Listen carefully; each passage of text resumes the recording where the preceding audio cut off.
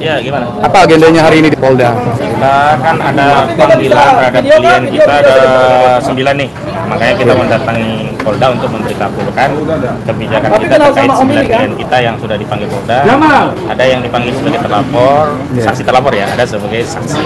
Hari ini kita datang untuk menyerahkan surat. Kalian punya kondakan sama beta sekarang. Kita terhadap panggilan itu seperti apa, begitu. Oke, proses sebentar ya, saya lupa ambil mic. Oh, gimana? Sebentar. Jangan diajarin belai, mah ditampar nanti. Sorry, Ya. Ya begini lah Bapak. Iya.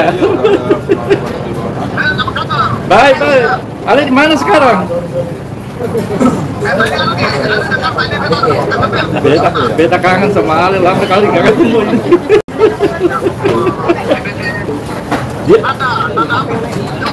Ale punya ponakan ngaku-ngaku Sangaji, jadi beta tanya ada hubungan apa dengan Jamal Sangaji sama Bas. Itu Om Beta di belakang.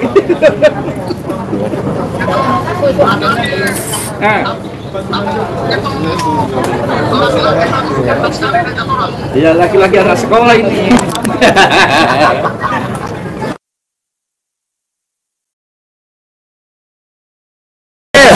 Siapa sih? Aku tinggal siapa tadi? Nanti langsung live aja ke sana karena ini Iya. Putra, kopiannya nanti kasih Bang Har ya dari Lampir. Nih. Nanti aja. Ya nanti, bareng berdua. Jangan dia jalan-jalan tampanan dulu. Bawa atau kita lagi belajar jadi orang baik, tahun lalu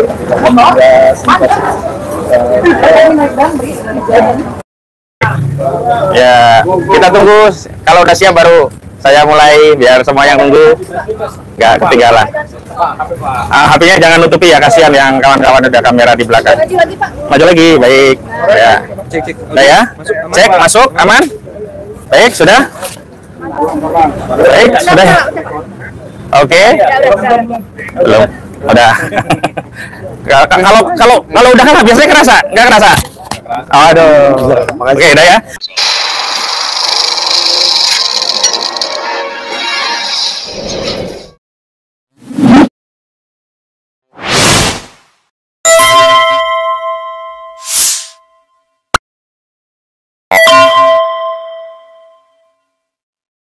Baik, bismillahirrahmanirrahim. Assalamualaikum warahmatullahi wabarakatuh.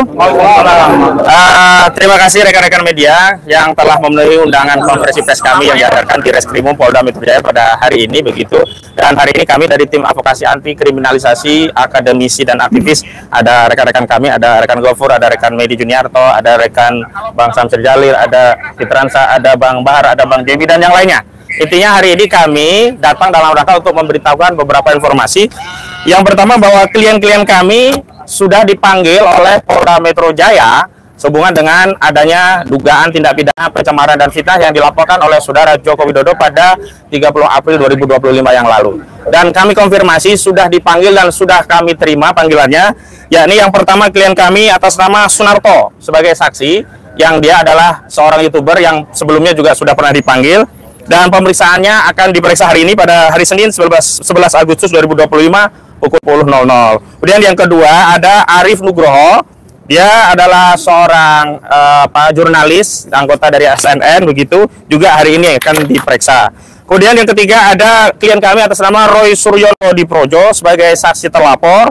Juga sudah menerima surat panggilan polisi dan akan diperiksa hari Selasa 12 Agustus 2025. Kemudian selanjutnya ada Rizal Fadilah, saksi terlapor, juga akan diperiksa pada hari Selasa 12 Agustus 2025. Juga Kurniati Royani juga akan diperiksa pada Selasa 12 Agustus 2025. Kemudian kemudian ada Rustam Effendi, ini juga saksi terlapor, akan diperiksa pada hari Kamis 14 Agustus 2025 pukul 10.00. Kemudian ada Nurdiansa Susilo, saksi terlapor, nanti akan diperiksa di Kamis 14 Agustus 2025. Dan yang ke-9 ada Rismon Sianipar selaku saksi terlapor, juga akan diperiksa pada Kamis 2025 14 Agustus. Dan kami perlu juga informasikan bahwa saksi terlapor lainnya yakni Abraham Samad juga kami konfirmasi sudah menerima panggilan sebagai saksi dan akan diperiksa pada hari Rabu. Hari Rabu berarti tanggal 13 Agustus ya, bersamaan dengan Rustam Effendi. Namun demikian kami ingin sampaikan beberapa hal sebagai berikut. Pertama, kami tegaskan di depan Reskrimum Polda Metro Jaya bahwa klien kami telah menerima surat panggilan dan panggilan itu patut. Namun demikian, kami diutus oleh klien kami untuk datang menyerahkan surat kepada Polda Metro Jaya sehubungan dengan panggilan-panggilan tersebut.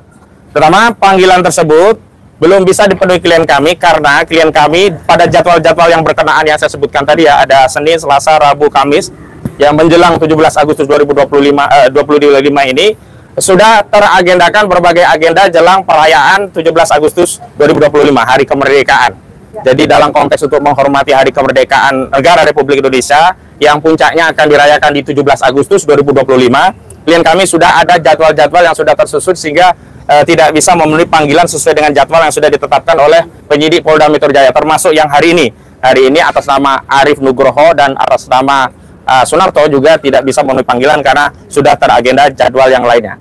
Yang kedua, kami perlu tegaskan bahwa di dalam KUHP memang ada proses untuk pemanggilan selanjutnya. Artinya ketidakhadiran klien kami ini bukan berarti mangkir, bukan tanpa keterangan.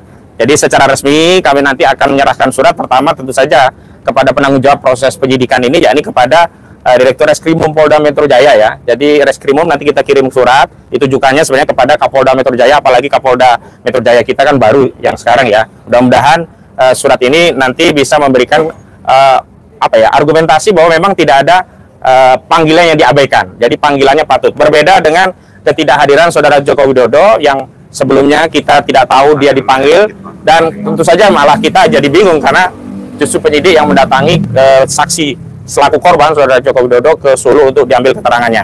Dan yang selanjutnya untuk kapan waktunya, memang di dalam surat nanti kami merekomendasikan atau memberikan saran agar sekiranya pemanggilan itu dilakukan penjadwalan ulang setidaknya setelah perayaan Hari Kemerdekaan Republik Indonesia ya. Jadi setelah 17 Agustus 2025 karena menjelang 17 itu kita ada banyak agenda kegiatan yang berkaitan dengan perayaan, termasuk klien kami kan juga sedang mempersiapkan buku dalam rangka di launching di tanggal 17 Agustus 2025. Namun di luar itu kami juga ingin tegaskan bahwa hari ini yang perlu disegerakan adalah bukan proses penyidikan kasus ini, tetapi yang harus segera disegerakan dan ini sudah berkekuatan hukum tetap adalah melaksanakan eksekusi putusan Mahkamah Agung yang sudah diterbitkan di 2019 yang lalu yang berkaitan dengan vonis kepada terpidana Saudara Sylvester Matutina yang sudah diganjar dengan 1 tahun dan 6 bulan. Dan sampai hari ini kami belum mendengar ada kabar dari Kejaksaan Negeri Jakarta Selatan telah mengeksekusi putusan tersebut.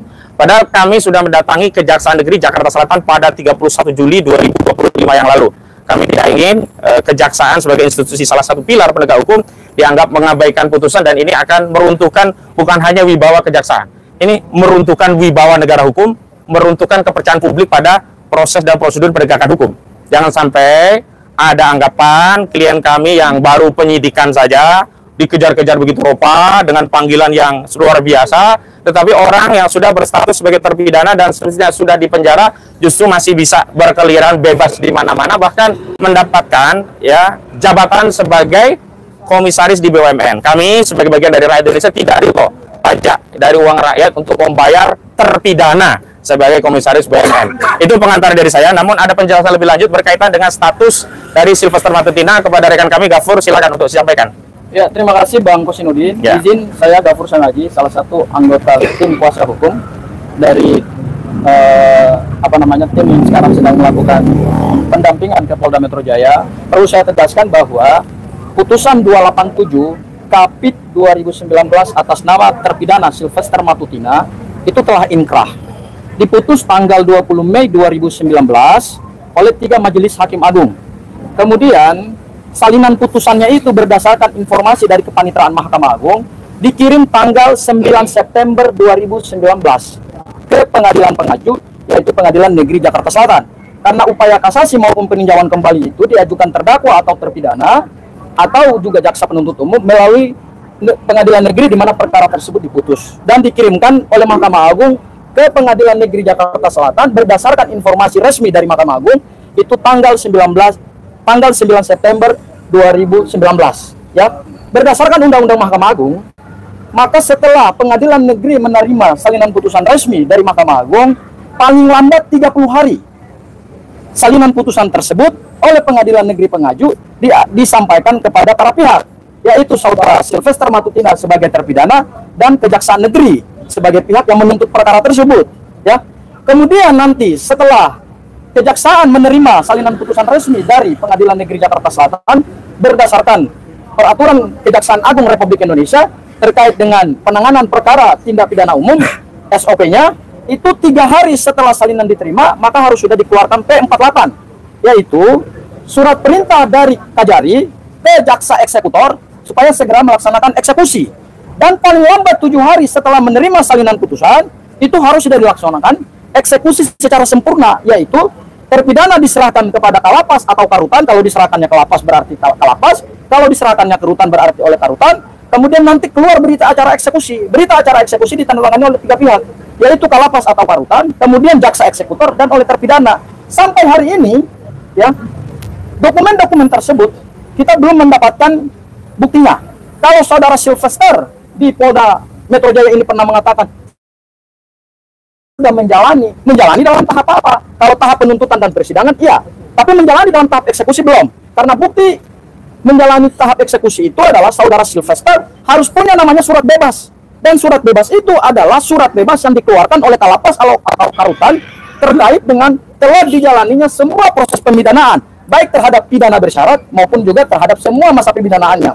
Itu hal yang pertama. Hal yang kedua, kemarin disampaikan oleh termonya bahwa bisa saja ini Sylvester tidak menjalani pemidanaan karena masa berlaku namanya daluarsa pemidanaan.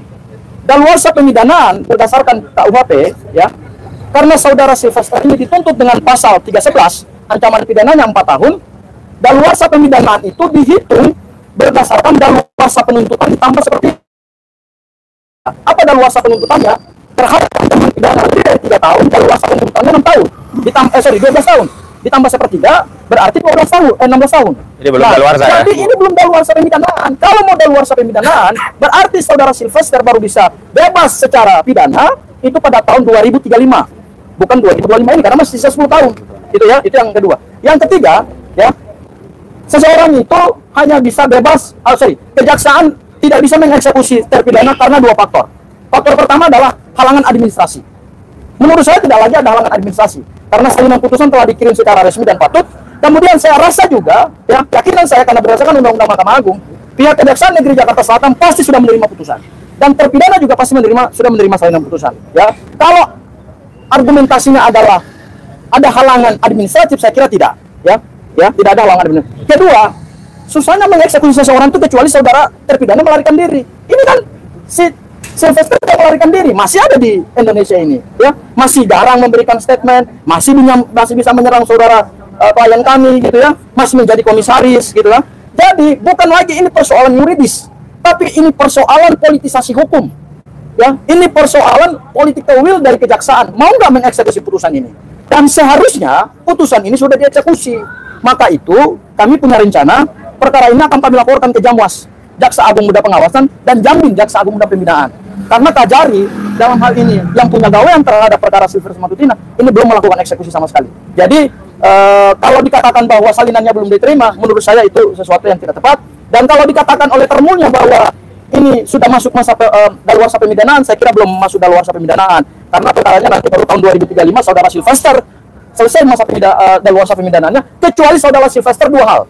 Pertama, dilindungi oleh penguasa sampai tahun 2035 tidak dieksekusi, atau yang kedua, melarikan diri dari Republik Indonesia ini sampai tahun 2035. Baru tahun 2036 balik ke Indonesia lagi, berarti di situ berlaku daluarsa pemidanaan. Baik. Dia bebas secara hukum. Itu kali yang bisa. Kuasa hukum Pak JK atau bukan, ini kuasa konten advokasi akademisi dan kriminalisasi, karena yang meminta untuk dilaksanakan eksekusi ke Kejaksaan Negeri Jakarta Selatan adalah kami, itu memfollow up daripada sikap dari saudara Sylvester Matutina yang berulang kali menyatakan kepada kami, klien kami akan masuk penjara, ya, akan menjadi narapidana, ternyata justru dirinya yang berstatus terpidana dan belum dieksekusi. Karena itu kami kemudian memfollow up melalui Kejaksaan Negeri Jakarta Selatan dan meminta untuk segera dieksekusi, dan sampai hari ini belum dieksekusi. Tapi ada hal yang perlu kami sampaikan, bahwa memang ada penyebab bahwa saudara Sylvester Matutina itu tidak bisa dituntut, yakni faktor politik, dan itu yang kami yakini karena di era kekuasaan saudara Joko Widodo, Sylvester Matutina sebagai bagian dari pendukung penyokong kekuasaan saudara Joko Widodo, ketua dari Solidaritas Putih yang kita ketahui pendukung berat saudara Joko Widodo, maka kita patut duga ini ada kekuasaan yang disalahgunakan untuk melindungi saudara Sylvester Matutina. Tapi yang terakhir kami juga perlu tanggapi, kalau kemudian Manik dari Projo meminta agar ada amnesti kepada Sylvester Matutina, kami tegaskan, ya, permohonan itu cacat baik secara administratif juga secara substansi begitu.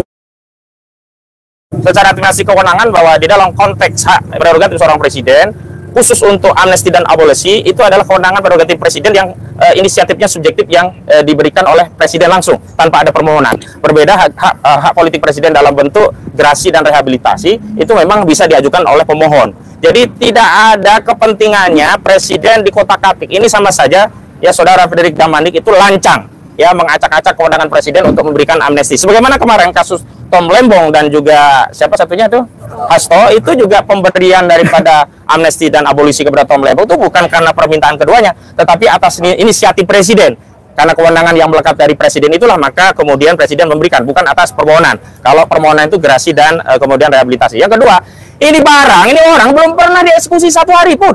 Kok enak banget dia ya bisa minta amnesti. Kalau diberikan, wah rusak negara ini, nggak perlu lagi ada hukum. Kenapa? Kalau nanti kita terpidana, ya udahlah minta amnesti, cari koneksi, selesai. Nggak bisa begitu. Kecuali satu hal, kalau ternyata terpidana Sylvester Matutina dipanggil oleh Yang Maha Kuasa, ya sudah kita ikhlaskan. Nggak bisa itu dieksekusi. Bagaimana mau eksekusi kalau orangnya memang sudah dipanggil Yang Maha Kuasa? Tapi hari ini dia masih hidup, masih berkeliaran. Jadi saya tegaskan kepada saudara Matutina, Sylvester Matutina, kawan dia kan Frederick mengatakan kita ini dianggap takut sama Sylvester. Nggak ada takutnya. Ada yang mengatakan itu bukan, nggak ada orang gede di belakangnya. Orang gedenya itu adalah Sylvester karena badannya gede. Saya tegaskan, Sylvester, kamu jangan gede badan saja, hormati konstitusi. Kau katakan kau ya dalam sebuah diskusi TV dengan saya, kau akan kesatria, kau akan taat hukum. Sekarang kau taati hukum, datang ke Kejari Jakarta Selatan, serahkan tangan kau, atau setidaknya minta Fitra Romdoni untuk meminjam borgolnya, kau serahkan diri kepada Kejaksaan Negeri Jakarta. Jadi itu yang perlu kami tegaskan, dan kami hari ini ada dukungan dari tokoh juga dari aktor lainnya. Sebelumnya kami persilakan dulu Bang Samsir Jalil dulu. Ya, Bang Marwan agak sini Bang, nanti biar bisa menyampaikan Bang. Selamat pagi, assalamualaikum. Waalaikumsalam. Hari ini pagi tadi dalam perjalanan saya menuju ke sini, saya membaca sebuah harian kalau Pengadilan Negeri Jakarta Selatan menerima gugatan yang ditujukan kepada Kejaksaan Negeri Jakarta Selatan tentang mengapa Sylvester Matutina ini tidak dieksekusi sampai saat ini yang telah berjalan 6 tahun. Tentunya yang sangat meresahkan kita, tentunya masyarakat umumnya.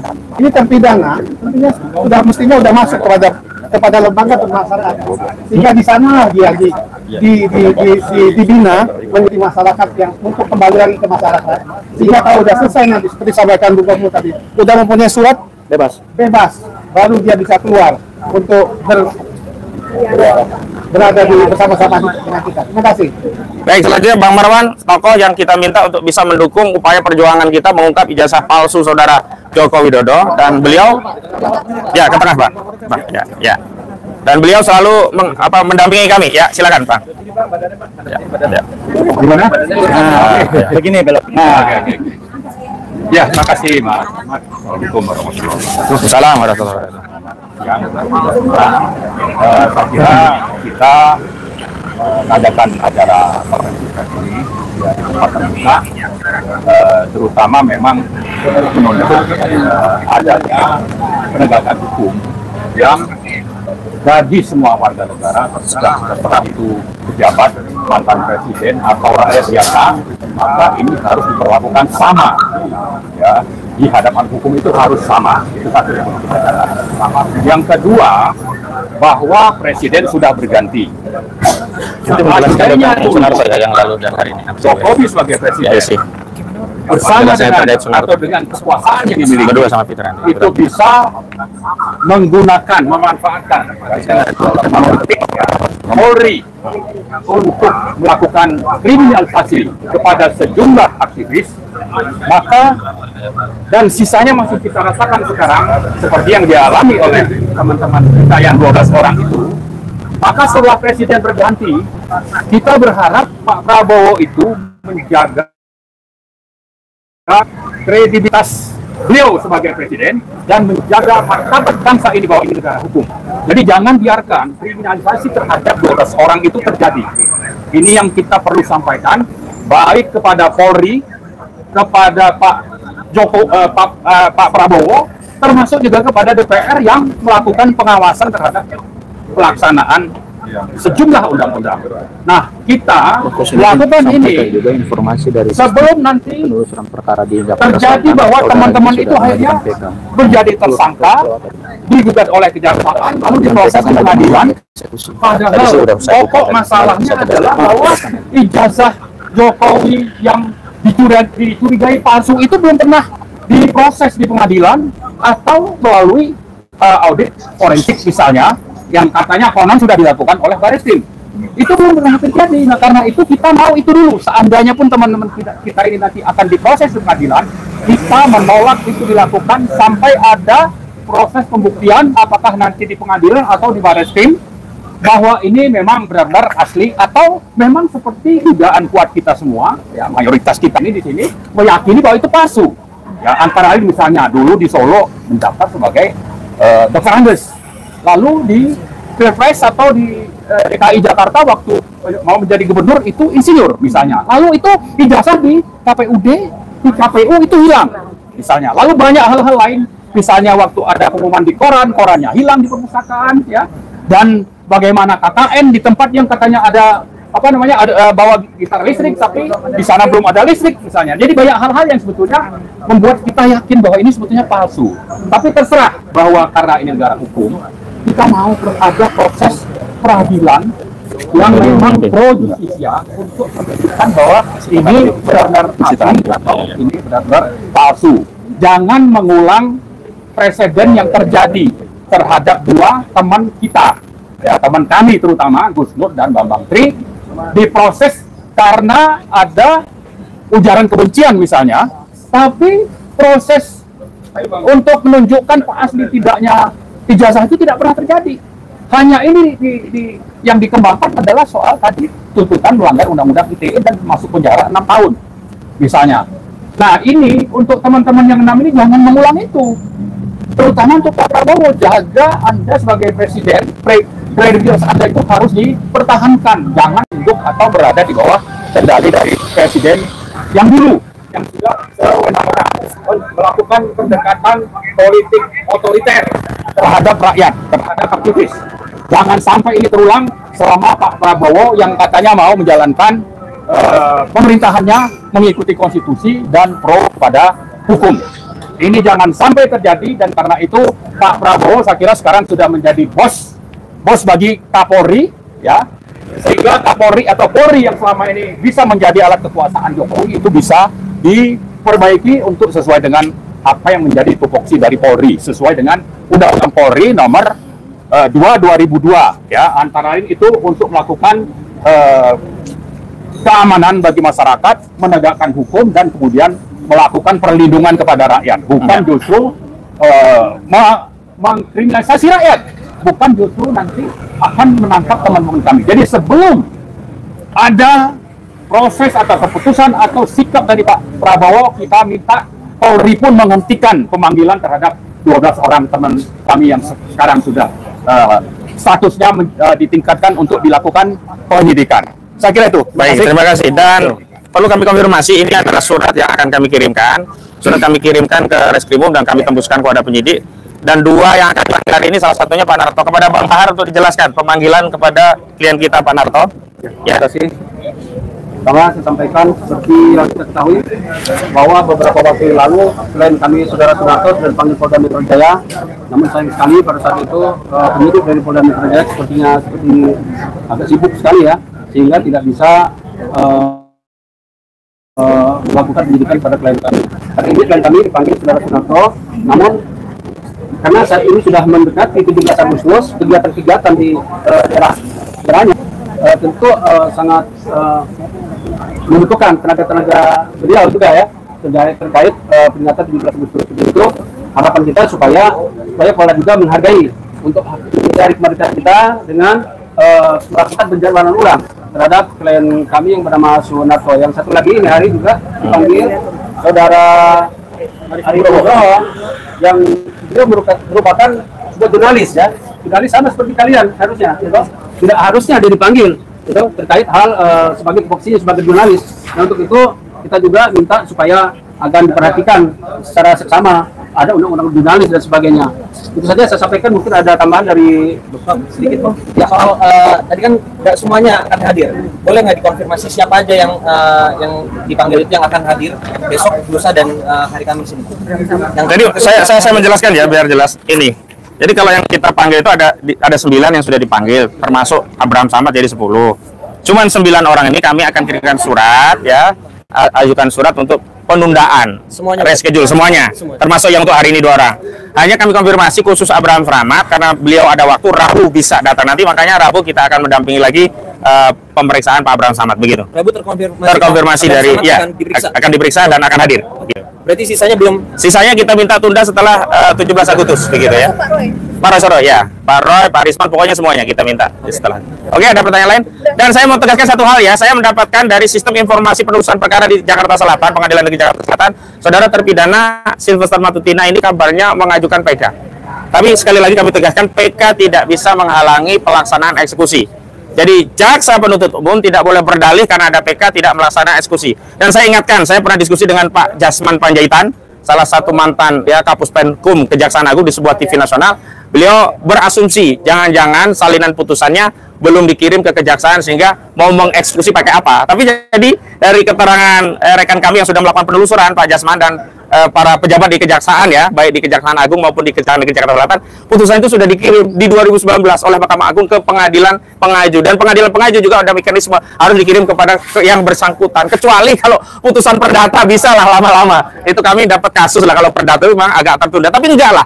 Jadi hari ini tolong kejaksaan laksanakan tugas pokok dan kewenangan serta fungsinya sebagai penuntut sekaligus eksekutor, tidak lagi berdalih mencari alasan untuk tidak segera mengeksekusi Sylvester Matutina. Demikian dari kami. Assalamualaikum warahmatullahi wabarakatuh. Terima kasih ya semuanya. Yuk, sekarang bagi tugas. Nah, kita yang ke reskrimum ya. Terus apa? Ini punya si ini. Berdua. Foto aja nih, foto nggak? Nih, foto aja.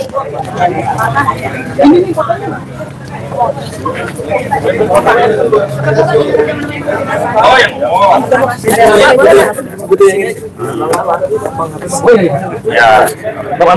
yang itu Marwan Batubara, yang kemudian sampai jadi yang kedua tadi, ya, Abdul Ghafur,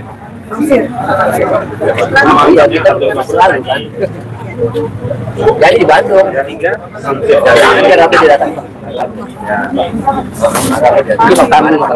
Marwan Batubara. Ya. Maaf, mik bulunya Pak Kip. Ya. Mik bulu. Terakhir, baru zaman.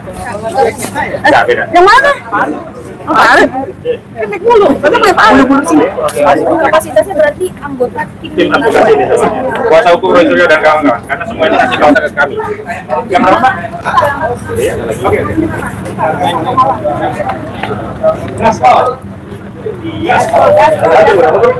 Kalau hari Rabu jam 10. Nanti kami hitungan lagi. Ya, saya komen dulu Bang Sabran.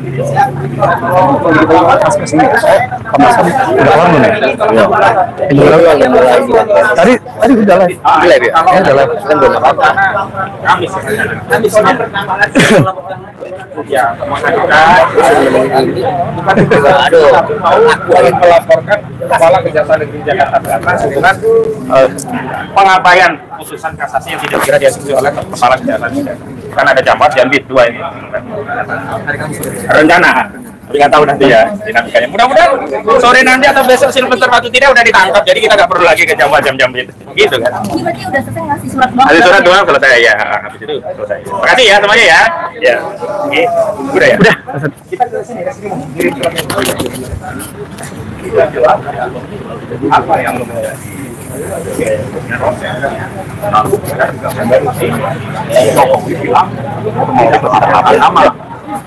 kalau tidak melaporkan nama, ya.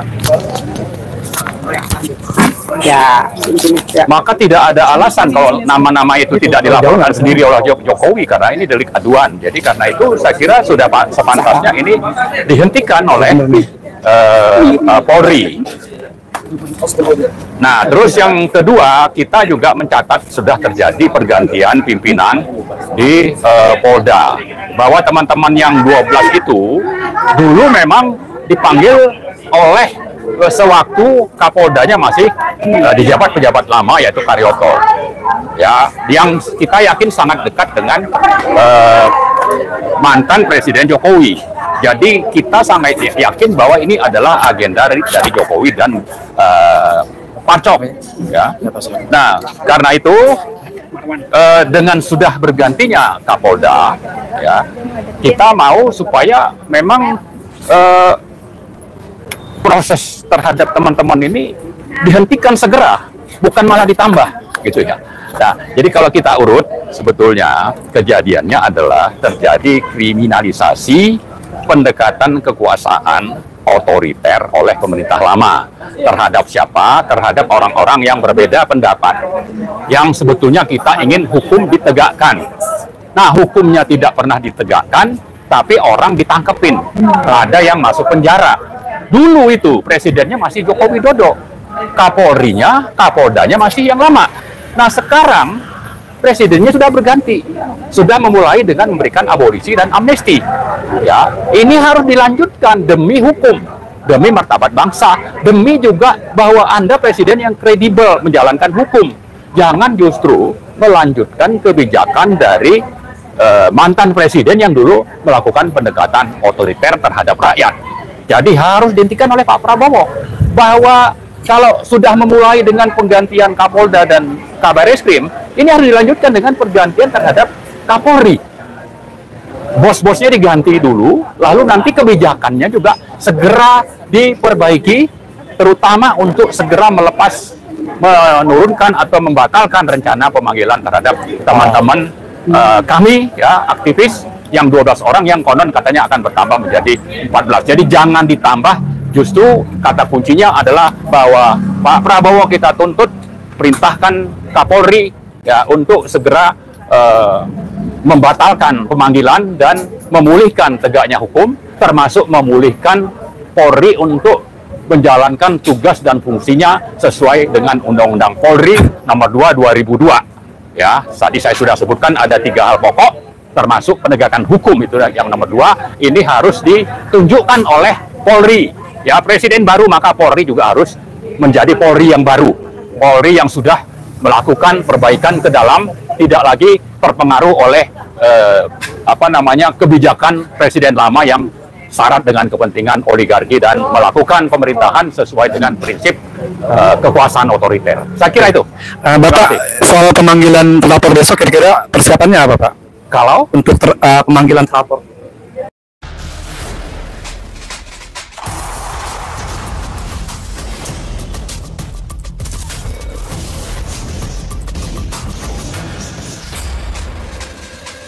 Ketika tubuh membutuhkan cairan secara cepat, elektrolit dan karbohidrat yang hilang perlu digantikan. Dan sistem kekebalan tubuh harus diperkuat. Minum UC 1000 Lemon Water atau Orange Water. Minuman isotonik unik dengan 1000 mg vitamin C. Kita lakukan, tapi tetap saja yang pokok, yang penting bagi Pak Prabowo adalah kebijakannya sesuai dengan konstitusi dan peraturan yang berlaku. Ya. Kan saat ini kan ada 2 agenda ya, Roy Suryo dan dikatakan sedang di Komnas HAM, Pak ya. Ya. Apa hasil yang diharapkan? Kita mau ini dihentikan dari sisi teman-teman yang sedang dikriminalisasi. Tapi di sisi lain, kita juga mau ada proses hukum terhadap apa? Terhadap dugaan kuat ijazah palsu Jokowi. Bukan berarti teman-teman dilepas lalu itu tidak dilanjutkan. Karena ini menyangkut masalah martabat bangsa. Bagaimana bisa? Ya, tadi saya sudah sebutkan bagaimana ini namanya presiden bisa berubah jabat atau gelarnya. Tadinya Dr. Andes menjadi insinyur, lalu hilang, lalu ingin dibuktikan itu dia nantang-nantang di pengadilan untuk dibuktikan di pengadilan, tapi dia justru menghambat untuk tidak terjadinya proses pengadilan itu sendiri. Ini kan hipokrit. Kenapa? Karena sebelum ada proses misalnya peradilan itu sendiri, dia sudah mengarahkan Barreskrim bilang ini otentik. Untuk dengan begitu nanti ini dirujuk oleh Polda. ya bahwa ini sudah tidak perlu ada pembuktian. Yang ada apa? Yang ada nanti adalah proses terhadap teman-teman kita ini melanggar undang-undang ITE. Seperti itulah skenario besarnya yang saya lihat. Dan ini yang kita mau Pak Prabowo ikut berperan. Ya, kalau untuk Tom Lempong dan Hasto sudah melakukan, nah untuk yang ini juga saya kira statusnya sama. Kita tuntut. Oke, satu Pak Marwan, di beberapa tempat Bapak sempat sebutkan ya, mungkin ini menunjukkan bentuk kekesalan terhadap kondisi hukum ini. Bapak pernah sebut Presiden 7,5. Kira-kira bisa jelaskan maksudnya apa, Pak? Ya, jadi gini, saya kira kita punya Presiden ke-6 itu Pak SBY, ke-7 itu Pak Jokowi. Ini memang mereka secara utuh menggunakan kekuasaan yang dimiliki, yang diamanatkan oleh konstitusi untuk menjadi pemimpin tertinggi yang mengatur semua anggota kabinet dan untuk menjalankan konstitusi dan undang-undang. Itu sudah terjadi. Pokoknya kalau sudah bos bicara, bos tertinggi, maka semuanya tunduk. Harusnya tunduk. Nah, kenapa untuk yang sekarang? Ya, saya tidak lihat ini benar-benar utuh kekuasaan itu. Jadi ya seperti tadi misalnya. Matahari kembar betul. Ya, waktu misalnya harus pulang dari luar negeri, harus menghadap ke Solo. Waktu tanggal 13 Oktober dalam rangka persiapan penetapan kabinet tanggal 20 Oktober, tanggal 13 Oktobernya datang ke Solo. Lalu tunduk tidak bebas untuk menyusun anggota kabinet. Dan banyak hal-hal lain, termasuk masalah ijazah ini. Sehingga kita melihat peran dari Presiden itu tidak seoptimal sebagaimana seharusnya, sesuai konstitusi dan undang-undang yang berlaku, sebagaimana sudah disandang oleh Pak SBY dan Pak Jokowi dulunya. Kalau kenapa dibilang 7,5 atau 7,6 atau 7,4? Ya itu tadi, dia tidak independen, bersikap sebagaimana layaknya seorang pemimpin tertinggi. Masih ada pengaruh, ada intervensi, ya, ada tekanan dari siapa? Dari Jokowi dan oligarki pendukungnya, termasuk ada sejumlah menteri, saya kira. Bagaimana Pak menyikapi tanggapan publik dalam mengevaluasi kasus polemik ijazah palsu Jokowi ini kan yang muncul akhirnya berakibat saling lapor lah. Contohnya kasus Silvester yang dilakukan oleh Kozinudin dan Roy Suryo ya ketika itu Rabu pekan lalu. Menurut Bapak gimana Pak? Saya kira rujukan kita tetap adalah bahwa ini negara hukum. Ya, maka semua orang punya posisi yang sama di hadapan hukum. Nah, kebetulan kasus kita fokusnya sebetulnya adalah tentang pembuktian atau tuntutan supaya ada pembuktian palsu tidaknya ijazah Jokowi. Kalau dalam perjalanan kita ke sana itu ada muncul ini, muncul itu, lalu ini namanya si Plester ini juga adalah bagian dari Jokowi yang coba untuk mengintervensi, menggiring opini masyarakat, ya itu memang kita perlu tanggapi, kita tuntut penegak hukum itu untuk menjalankan fungsinya sesuai dengan aturan main. Itu yang kita tuntut, tapi bukan berarti ini kita melupakan fokus utama. Ya, jadi tetap saja tuntutan utama kita adalah seperti yang dilaporkan teman-teman Desember 2024 ke Barreskrim, ijazahnya harus dibuktikan di pengadilan, dan itu juga yang ditantang oleh Jokowi. Buktikan aja, Anda tidak hipokrit. Mari buktikan di pengadilan. Nah, itu yang utama. Tapi ada kasus si Plester, itu hal lain yang menunjukkan bahwa ini penegak hukum ini dipengaruhi oleh Jokowi terutama untuk membiarkan orang yang sudah inkrah, sudah divonis harus masuk penjara. Kenapa? Ya karena memang dulu pengaruh dari Jokowi itu sangat kuat sampai ke bukan cuma di Polri tapi juga di Kejaksaan Agung. Nah sekarang Pak Prabowo kita tuntut sambil tetap fokus kepada masalah ijazah palsu, tolong ini orang ditangkap karena sudah diputuskan oleh pengadilan, divonis sekian tahun, 1,6 tahun ya, saya kira begitu. Tahun 6 bulan. Ya, Bapak. Udah. Nah, dari Mama mungkin. Dari Mama. Gimana tanggapannya nih?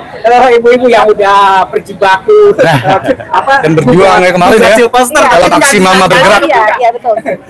Kita sih tetap ya. Oh ya, oke. Kita tuh Mama itu orangnya selalu fokus. Kita tidak pernah teralihkan. Jokowi adalah yang kerok dari semua, dan kejadian yang ada yang sekarang gaduh ini itu disebabkan oleh Jokowi, dan begitu juga dan termul. Ya, dan termulnya yang sekarang sudah banyak menjadi komisaris dan juga disinyalir, dicurigai mungkin ada juga nggak cuma Sylvester yang juga terkait ada itunya hukum ya. Jadi kami tetap akan memburu Sylvester dan juga kami tetap pada tuntutan kami yaitu tangkap dan adili Jokowi. Stop kegaduhan. Masyarakat untuk ijazah palsu ini adalah hal yang normal.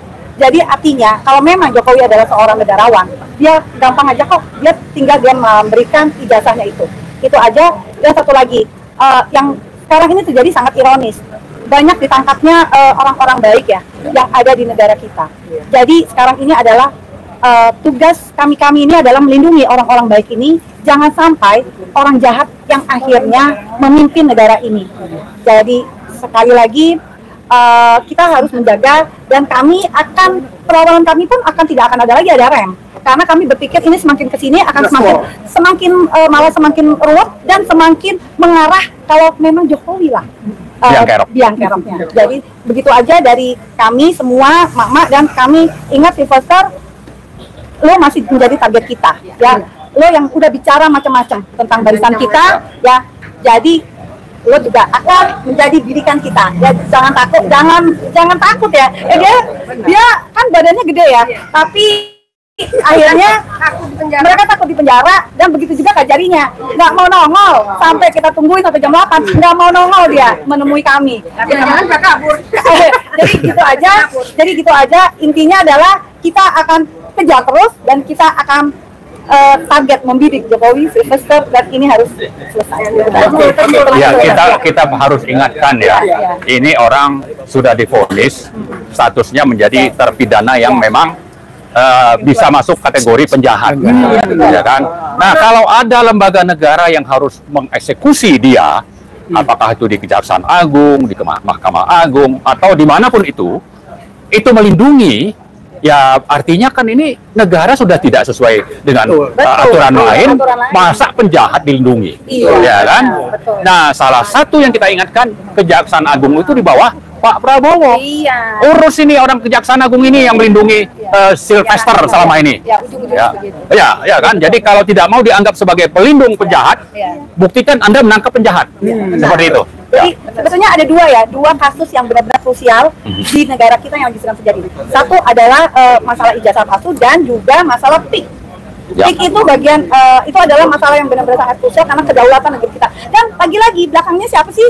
Ya kan Jokowi lagi gitu kan, dengan aduan dan segala macam. Jadi kayaknya setiap kali selalu ada benang merah yang ke Jokowi. Jadi memang kepada Pak Prabowo, Anda lah yang sekarang yang memegang tongkat kepemimpinan. Kami percaya Anda bisa lebih tegas untuk menindak Jokowi. Itu aja. Terima kasih. Oke, terima kasih. Terima kasih, Pak. Terima kasih, Bapak. Bisa izin Pak mau ambil makasih. Siap. Ya, makasih ya Pak Arwan. Tadi teman-teman masuk ya? Itu masih ada. Yang lain pada masuk. Tapi setelah merdeka. Kami belum merdeka. Kita harus merdeka. Baru merdeka ya. Ditangkap semua di perjalanan. Kalau Senin sampai Rabu aja. Iya, kamu sendiri ya mamanya. Iya. Ada di Komnas ya? Tangkap semua Jokowi baru. Karena itu beri kopi. Ada nggak Komnas HAM ya? Komnas Harari. Iya, yang kali itu. Ya, Sobat RH. Saya sudah tadi pernyataan dari Bapak Marwah Batubara.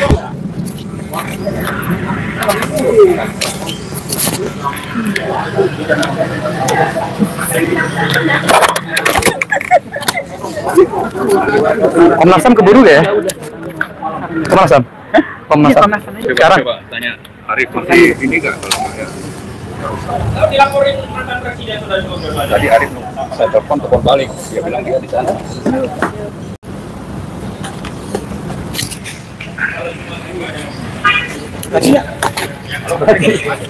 Ya, oke Sobat RH, sekian dulu untuk live hari ini. Ya, silakan maaf. Ya, rencana kan kita mau ke Komnas HAM ya, mudah-mudahan acara di sana belum kelar ya. Di Komnas HAM ada Rosuryo, Rismon, dan Dr. Ifrah. Oke, terima kasih. Assalamualaikum warahmatullahi wabarakatuh. Keren cadas.